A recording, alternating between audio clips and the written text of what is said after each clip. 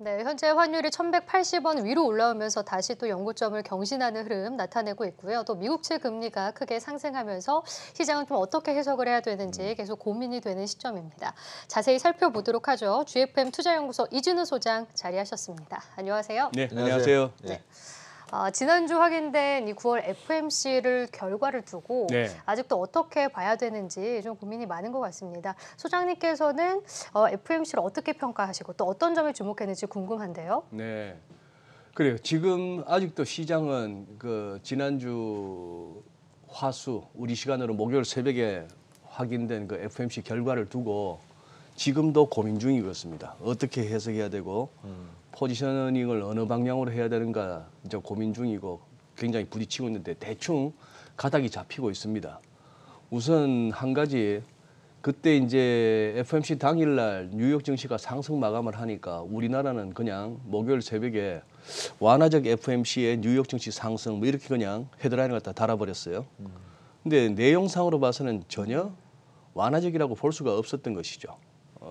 제일 첫 번째 그 이유는 성명서에 이번 성명서에 딱 새롭게 등장한 문장 하나입니다. 요 아래쪽에 이 부분인데요.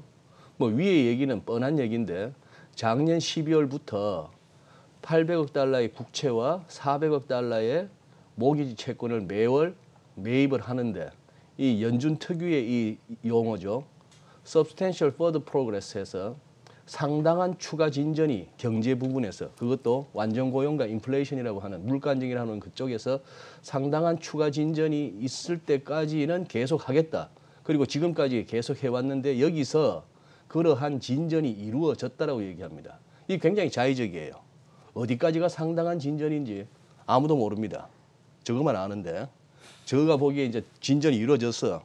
그래서 이런 식의 진전이 계속된다고 한다면은 위원은 FMC를 의미하죠. 이 위원회는 판단하기로 이제 자산 매입 속도를 곧 줄여도 될 것 같다 했던 것이고 파월 의장은 기자회견에서 아예 대놓고 내년 중간쯤 했으니까 내년 여름 6, 7, 8월쯤에는 이 테이퍼링이 끝날 것이다라고까지 얘기를 해버렸습니다.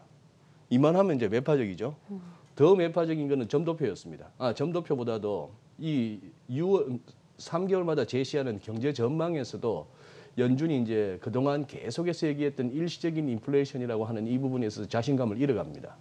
파월 의장의 그 기자회견 발언에서도 이번에는 거의 뭐 좀 뭐랄까요. 그동안에 참 파월 말 잘한다, 시장 살린다. FMC의 어떤 스탠스는 조금씩 긴축적으로 가도 파월이 새치혀로 시장을 갖다 살려냈다 이런 평가를 받았는데 이번에는 굉장히 버벅대었습니다. 버벅된 게 이 일시적이라는 부분이 이래놓고도 일시적이라고 얘기하기는 힘든 거예요.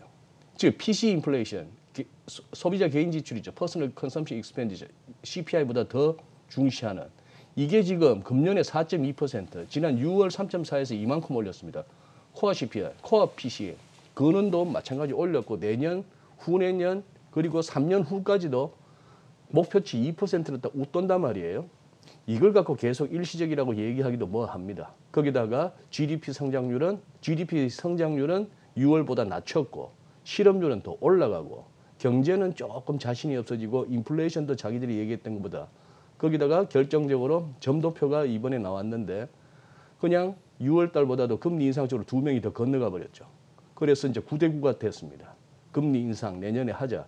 그리고 지금 분위기는 이제 결국 살살 몇몇 위원들을 통해서 얘기했던 것처럼 내년에 여름쯤에는 테이퍼링 끝내고 그리고 해넘기기 전에 내년에 금리 인상 한 번쯤은 할 것 같다는 게 드러났고 2023년 가서는 한 2억 칸 더 올라갑니다. 중간값이. 그리고 2024년 이번에 처음 제시된 것까지도 이렇게. 러플리 이렇게 된다면은 이게 여기가 1이니까 1.25, 1.5, 1.75, 1.75 내지는 2%까지도 연방기금금리 상단이 올라갈 수도 있을 정도로 이만큼 이제 높아졌으니 굉장히 매파적이었다고 할 수 있죠. 더군다나 어제 또 이쪽으로 분명 금리 인상 쪽으로 점 찍었을 것이 분명한 두 양반이 사태를 갖다 동시에 발표했습니다. 그 에릭 로젠그렌 보스턴 연방은행 총재는 뭐 자신의 건강을 이유로 내세웠고 카플란 총재는 로버트 카플란 달라스 연방은행 총재는 좀 더 솔직하더만요. 최근에 두 사람 다 그 재산 내역 공개되면서 이 와중에 주식하고 특히 맨날 그 부동산 상업용 부동산의 위험성을 갖다 강조했던 카플란은 부동산 신탁 회사의 지분까지 갖고 있고 이런 얘기가 나오니까 카플란은 나의 이런 상황이 뭔가 분란을 갖다 일으킬 만해서 나는 그만두겠다, 은퇴하겠다고 솔직하게 얘기했고 로젠그렌은 건강상의 이유로 얘기했습니다만 뭐 그렇게 됐으니. 근데 좀 두 사람만 문제 있는 거 아니에요. 저기 파월도 지방채까지 들고 있습니다. 그러다 보니까 뭐 회사채 지방채도 사줬는지 연준이 뭐 그렇게 지금 돌아가고 있습니다. 다들 돈에 미친 세상이 되다 보니까 그 고미한 분들도 그냥 명예와 그런 걸로 만족하지 못하고 돈 하다가 뭐 임비다 못 채우고 험한 꼴 보내요. 네. 시장이 정의로울 것까지 요구한다는 건 좀 무리가 아니겠습니까? 시장이 정의롭지는 못하죠. 전혀 정의롭지 못하고 정의로운 사람들은 시장에서 오래 못 버티는데 그러한 시장을 갖다가 소위 말해서 지도 편달하신다는 분들이 네.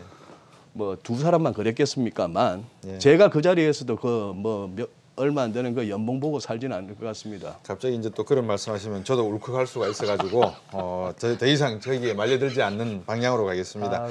과거사는 요즘 많이 달라지고 있어서 이쯤 되면 한마디 툭 나오셔야 되는데. 한마디 정도가 아니죠. 따발총으로 그냥 네. 저 오징어 게임을 시작하는 거죠. 그 방금 이제 국채 수익률 아까 점도표를 네. 보여주셨는데 한 2년 뒤에 보니까 이게 2%로 가는 게 뚜렷해지는 그런 모습이에요. 네. 근데 어제도 국채 수익률, 국채 금리가 10년 만기 국채 금리가 1.5%를 넘었다가 네. 조금 떨어져 가지고 1.479 정도까지 내려왔거든요. 네. 이 국채 금리가 이렇게 급하게 오르는 것과 앞으로 우리 주식 경제를 보시는 시청자분들이 관심을 보이시는 이 주식의 투자와 네. 어떤 상관관계가 있다 이렇게 보십니까? 예, 뭐 그 부분을 오늘 중점적으로 말씀드리려고 준비를 해왔습니다. 지금 이제 FMC 당일날은 뭐 2년물 같은 경우 FMC 당일날은 2년물은 금리 인상 가능성이 커졌으니까 오르는 게 맞았고 네. 10년물, 30년물은 오히려 살짝 밀렸습니다만 그날 하루 만에 흐름으로 판단하기에는 역시 무리였던 것이 그 이후 단기, 중장기 할 것 없이 지금 금리가 제법 빠르게 오릅니다. 한번 네. 보시죠.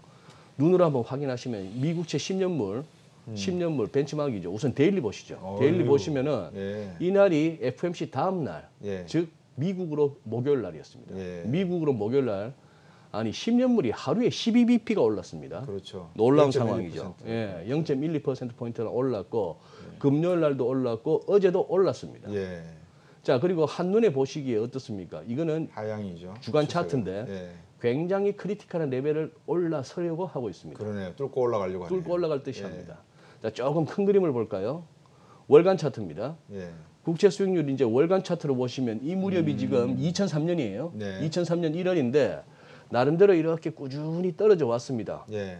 우하향 채널을 만들면서. 예. 그런데 아까 그었던 선은 이 선이었고요. 예. 아까 그었던 선은 이 선인데 지금 이렇게 되면은 지금 이게 뭡니까? 벌써 끝부분에 느낌이 얘가 지금 시동이 걸린 것 같죠. 그러네요. 그러니 이번 9월 FMC도 여느 때와 다름없이 제법 시장에 나중에 두고 회자될 만한 역사적인 어떤 모멘텀이 됐을 것 같습니다. 자, 네. 거기다가 정말 크게 한번 볼까요? 정말 한번 크게 보면 이때가 우리 자주 언급되는 80년대 그 오일 쇼크 때. 폴 볼크 시대. 예. 볼크가 그때 기준금리를 갖다가 뭐 두 자릿수까지 끌어올리고 했던 그때 예. 이후로 주구장창 떨어졌습니다. 그러네요. 자, 이 음영 처리된 부분은 미국에서 공식적으로 인정하는 경기 침체 구간이고요. 구간이고. 예. 지금도 경기 침체 구간 우리 인정해야죠. 예. 예. 주식 좋다고 경기 침체 아니다 하기는 그렇고 이런 경기 침체는 과거에도 경험하기 힘든 특유의 코로나 시국인데 자, 이제 느낌이 어떤가 싶습니다. 여기서 결국 더 떨어지나? 경기 침체 구간에는 과거에 어지간하면 금리는 떨어졌습니다. 그러네요. 자, 이번에도 지금 아직도 경기 침체 구간인데 네. 그러면 진짜 경기 침체를 벗어나면서 금리 좀 오르나? 음. 뭐 이런 걸 일단 생각해 봐야 되겠는데 네. 이 상황 하에서 조금만 더 말씀드릴게요. 이 인플레 기대 심리인 브레이크 이븐 레이트는 그나마 안정적입니다. 네. 조금 올라오고는 있으나 뭐 눈에 띌 정도로 올라가는 건 아니고 그래서 시장에서 인플레 기대 심리는 그다지 높지 않다. 이거는 사실상 10년물 국채 수익률에서 10년물 물가연동 국채 팁스 수익률을 갖다가 빼면은 이 브레이크 이븐 레이트인데 네. 결국 이 10년물 물가연동 국채 수익률 시장에서 실질금리의 대용으로서는 이 부분이 최근 들어서 가파르게 올라가고 있습니다. 네. 그래봐야 마이너스 0.88이거든요. 예.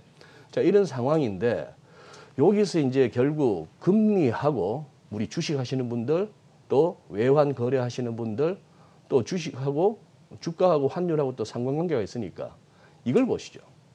지금 위에는 실질금리고요. 네. 아래쪽은 나스닥 종합지수입니다. 즉 이 구간을 보시면은 노란색 음영 처리한 부분은 실질금리 떨어지는 이 구간에 주식 좋습니다. 네. 그리고 시장이 실질금리가 팍 튀어오를 때는 주가 조정받고요. 네. 이때도 또 실질금리 떨어지면 주식 잘 날아갔습니다. 네. 그래서 조금 지금부터 조심스러워지는 거죠. 또 하나 실질금리하고 달러 가치하고 한번 겹쳐볼까요?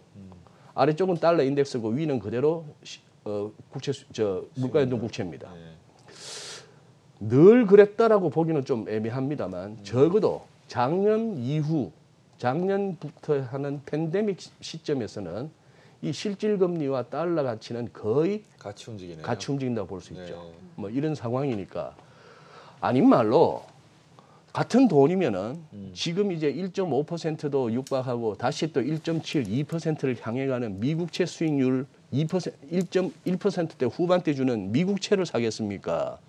마이너스 상태의 독일 국채나 프랑스 국채를 사겠습니까? 그러니 물이 높은 곳에서 낮은 곳으로 흐르듯이 돈이란 게 남은 1bp라도 더 주면 그쪽으로 가는 게 돈인데 네.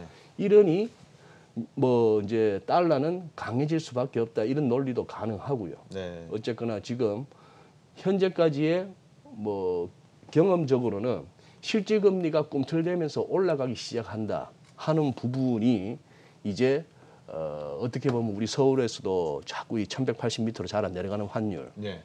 그리고 주식이 탄력적으로 올라가지 못하고 자꾸 주춤거리는 거기다가 핑계는 자꾸 헝다 갖다 대고 뭐 미국 무슨 뭐 연방정부 디폴트 우려 뭐 이런 걸로 갖다 댑니다만 어떻게 보면 그 기저에는 이런 묵직한 어떤 금리가 조금 꿈틀거리면서 올라간다. 명목 수익률이든 실질금리든. 네. 이준우 소장님하고 이렇게 이제 말씀을 나누면 시청자분들이 이제 훅 하고 지나가는 부분이 있어요. 그게 뭐냐면 제가 방금 뭐 거짓말을 했다는 얘기입니다. 아닙니다. 아주 핵심을 말씀을 하신 게 헝다나 그다음에 미 연준의 부채 상한의 어떤 문제점들은 MSG에 불과한 것이죠. 사실은 조미료. 조미료. 예. 실제적으로는 방금 말씀 주셨지만 그 그림에서 실질 금리와 달러 인덱스와 그리고 그 주가의 네. 움직임이 어떻게 연동되는지 그게 핵심입니다. 그러니까 네. 실질 금리가 지금 올라가고 있다는 그림을 보여주셨고 그러다 보니까 주가는 떨어지고 있다는 것이고 또 환율은 또 올라가고 있다는 네. 것이고 이게 지금 미국 채권 금리가 올라가면서 아시아 증시가 실질적으로 하락하는 형태와 같은 영향을 주고 있는 그 장면이다 이렇게 해석이 되거든요. 예. 그렇게 보는 게 핵심이라는 거죠. 그렇게 보면 핵심인데 일반적으로 뭐 신문이나 뭐 매체나 이런 데서 이런 식으로 시황을 풀어나가면은 네. 일반인들이 일단 어려워하시죠. 어려워할 뿐만 아니라 네. 잘 이해도 안 되고 예. 그런 것이죠. 네. 그렇게 되는데 물론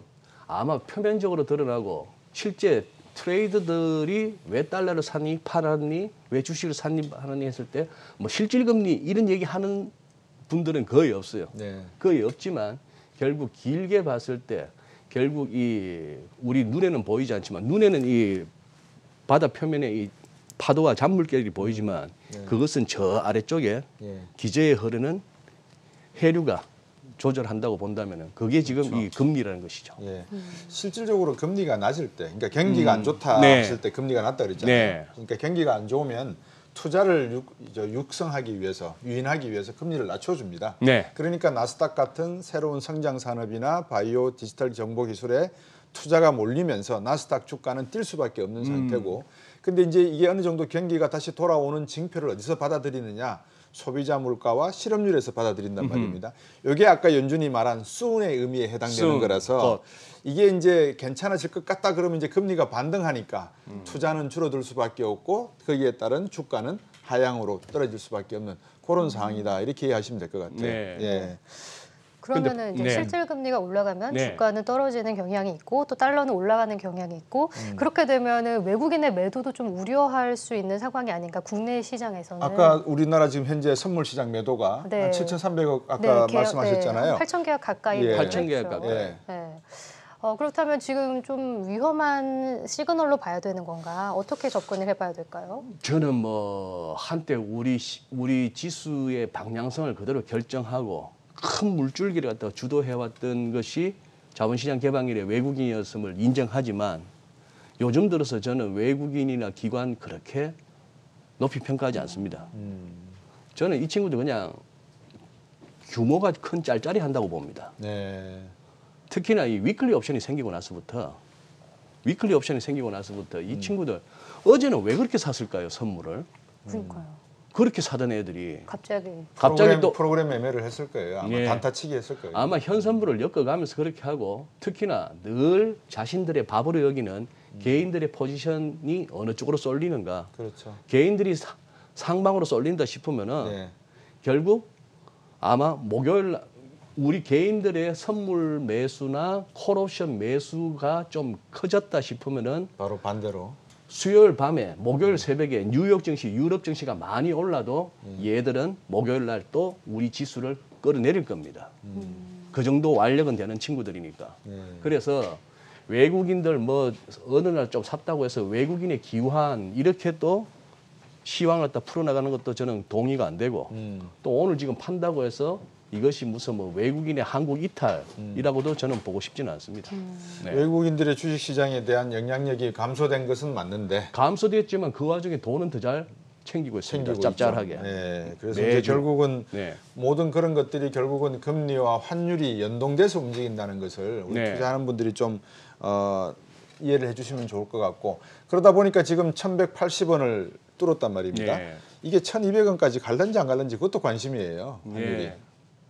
오늘 작가님 보내주신 질문지에 PD님의 특별한 주문이라고 아, 그렇게 10월 되셨어요? 달에 과거에 주로 어떠했는가 예. 그걸 한번 살펴보라 하셨는데 예. 죄송하지만 그걸 일일이 예. 못 챙겼습니다. 너무 많은 걸 주문했군요. 그래서 그러나 그때그때 달랐겠지만 예. 작년 뭐 그때그때 달랐겠지만 좌우지간 시장에 오래 있었던 사람들은 대충 느낌은 그렇습니다. 10월 살살 찬바람 불기 시작하는 때 별로 느낌 안 좋았어요. 뭐 저만 하더라도 97년 IMF 외환위기 찬바람 불 때 정말 추웠고요. 네. 다니던 직장이 날아갔고. 그렇죠. 예. 2008년 그때도 리만 사태 이런 게 9월 말 10월 이 9월 무렵입니다. 16일이었습니다. 예, 예. 그 무렵입니다. 예. 옛날 무슨 뭐 대공황이나 블랙먼데이도 10월이고 예. 이런 어떤 좀 으스스한 기억들은 예. 9, 10월 이렇게 특히 4분기 접어들면서 그래야 되는데 예. 제가 옛날부터 자주 썼던 말이 이 찬바람 불면 환율 오른다 이 소리를 자주 썼습니다. 예. 그랬는데 지금 약간 금년도 그럴 가능성이 있습니다. 그냥 마지막으로 준비했던 차트 보시면은 그동안 기회 있을 때마다 우리 한경 시청자분께도 제시했던 그림인데 지난번 1162원 갖다 슬쩍 올라섰을 때 네. 야 올라섰으니 예. 이유는 잘 모르겠다만 88원까지는 염두에 둬야겠다. 이것이 그때 저의 생각이었습니다. 또 그렇게 말씀을 드렸고 결국 한 2달 걸렸죠. 한 2달 가까이 걸렸지만 결국 추석 연휴 기간에 NDF 시세가 89원까지 올라갔으니까요. 자 그렇게 해서 이쯤 왔습니다. 그 얘기는 뭐 작년에 이 팬데믹 때 우리 1,300원도 갈 듯했던 이 환율이 주구장창 떨어져서 1,080원까지 와고 나서 돌아섰는데 돌고 나서 지금 현재 그 낙폭의 절반을 갖다가 되돌린 겁니다.